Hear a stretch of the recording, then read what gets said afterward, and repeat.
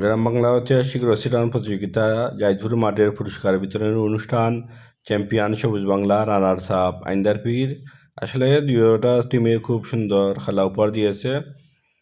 আর সবুজ বাংলা আমাদের মণ্ডলপুর মাঠে ওনারা চ্যাম্পিয়ন হয়েছিল। রানার্স আপ এবং চ্যাম্পিয়ন দুইটা দল এইখানে উপস্থিত আছে।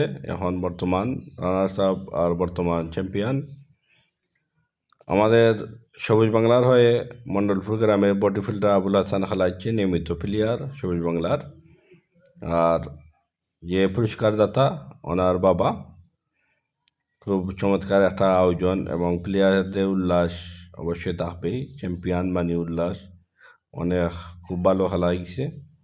রানার্স আপ যে দিয়েছেন ওনার ভাই বক্তব্য দিচ্ছেন। এখন রানার্স আপ গ্রহণ করবেন আইন্দার পীরের হয়ে। রানার্স আপ গ্রহণ করেছেন।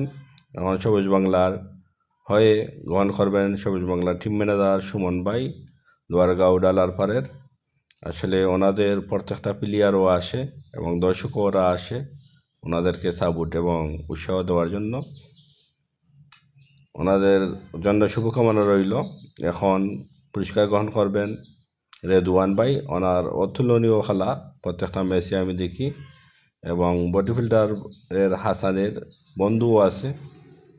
আর অনেকের নাম জানা অজানা প্লেয়ার, সবার জন্য শুভকামনা রইল। আরও অনেক দূরে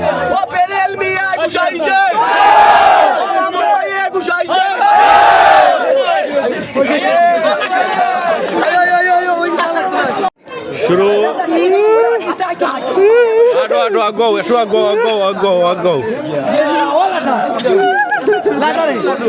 Go.